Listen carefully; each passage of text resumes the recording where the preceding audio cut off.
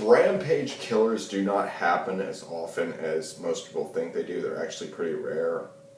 And let's explore that, okay? There just aren't that many. In fact, the number of people killed in rampage shootings and by spree killers every year amounts to only a very small portion of homicides that occur in the United States.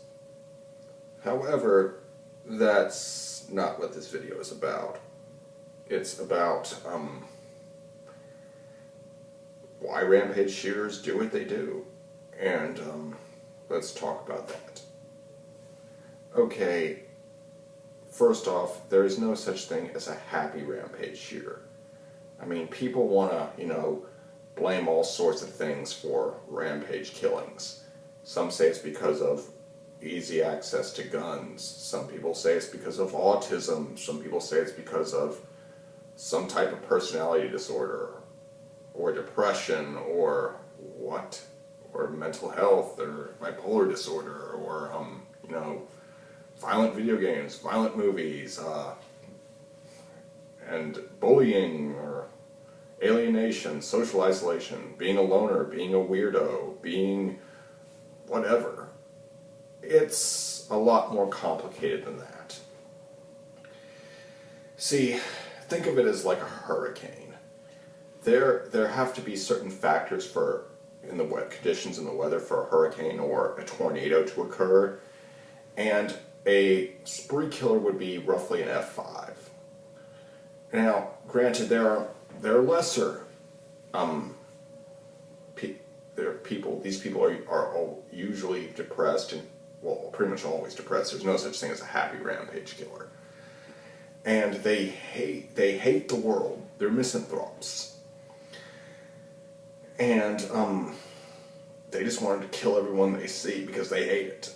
And that's an overly simplistic answer, but it's the basic fundamental thing. Also,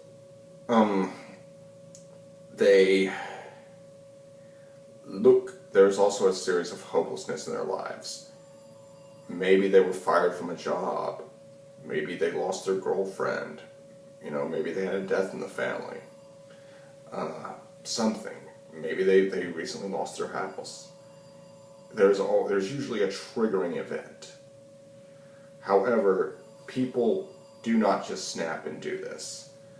It takes years of things happening to them, and they typically collect injustices over a long time. Like, they think to themselves, okay, that person bullied me, that girl wouldn't go out on a date with me,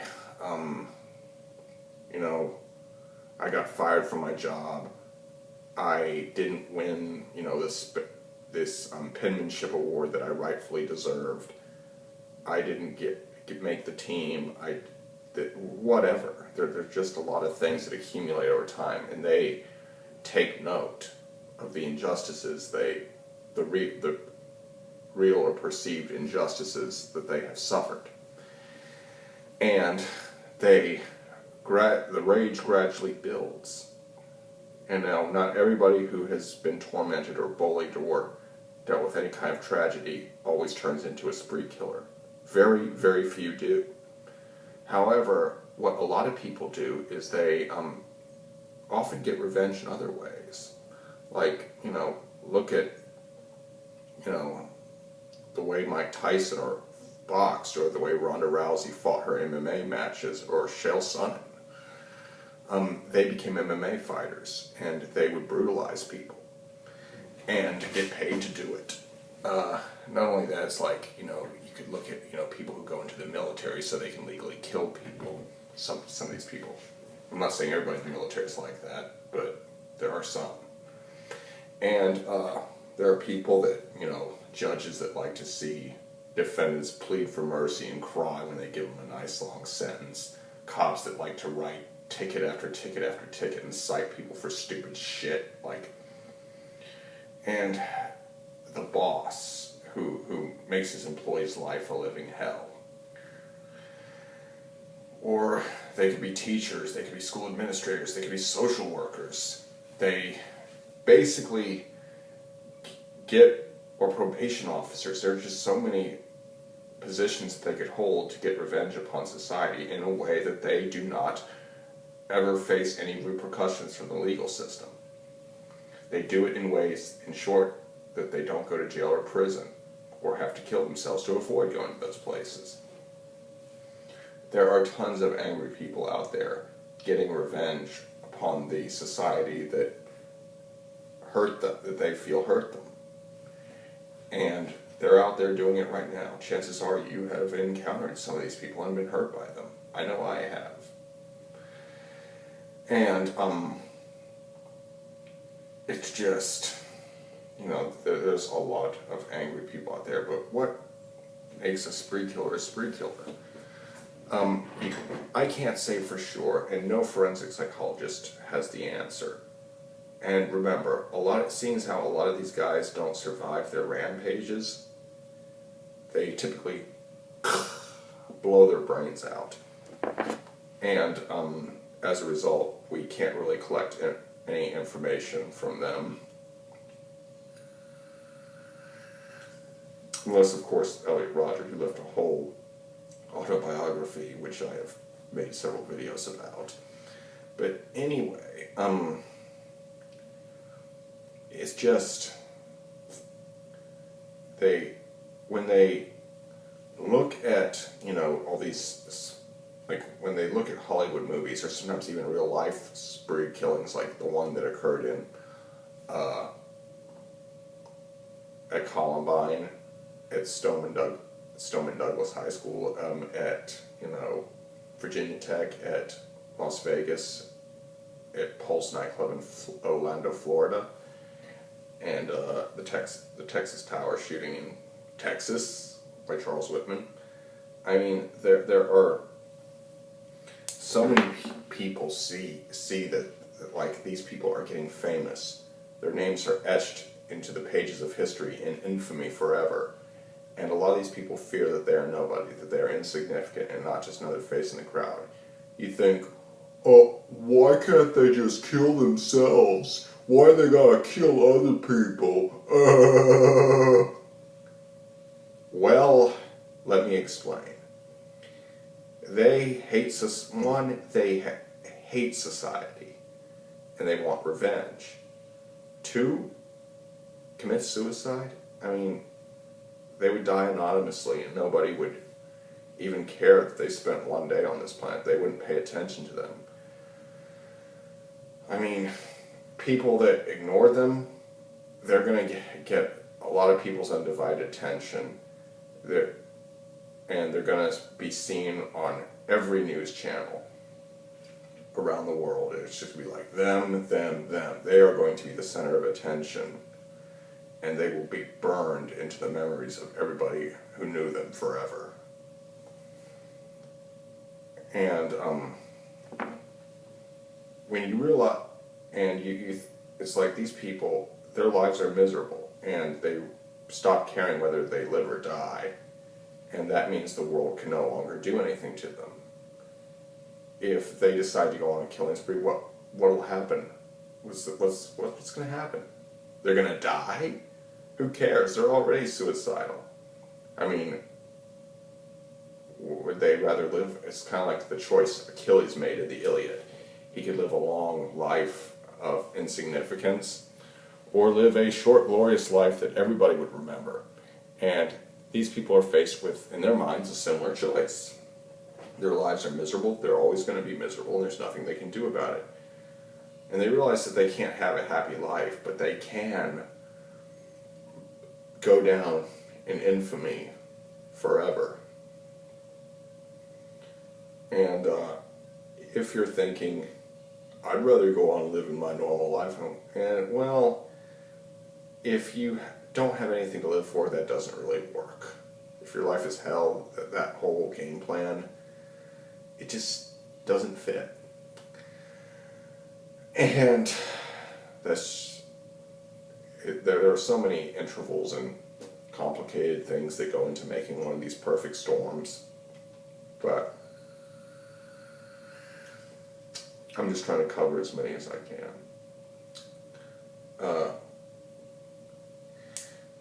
and what's interesting is that a lot of these school shooters, most people think they were always bullies, that they were always bully victims. Truth is, they aren't always. In fact, some of them are usually are bullies themselves. And that can also lead to social ostracization because people don't want to be around them, and they blame other people for not wanting to be around them. Like Nicholas Cruz, I will be making yet another video about him in the not too distant future about his bullying record. It seems like I'm reading a lot of reports that he was not only a bully victim, but he was also at times the bully himself. And people are wondering which report is right. The answer is both. And it's usually both, because bullies usually have bullies. There's always somebody in their life that's abusing them. It could be a parent. It could be a foster parent. It could be a social worker, a school administrator, a coach, a teacher, a uncle, an aunt, an older cousin or sibling. There are so many other possibilities. But somebody is hurting them. They're always hurting. Because, I mean, how crappy does your life have to be if you're willing to go on a suicide mission for the hell of it, because when you don't have to? How crappy, again, does it have to be that going on a suicide mission is suddenly all more appealing than living out the rest of your life? Your life has to be hell. And there's also paranoia involved, and they feel like everybody's out to get them.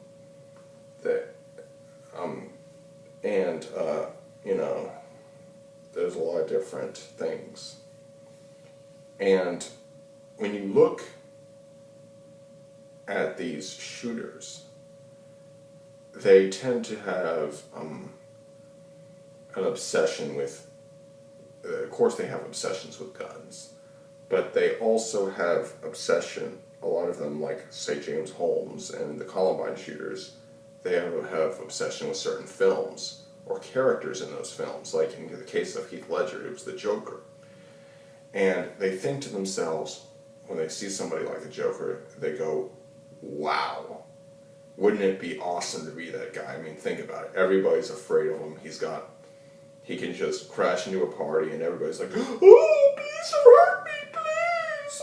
And that's really appealing, because it's like all of a sudden the people that look down on you and mess with you are going to be all of a sudden begging for their lives in the face of your unstoppable onslaught.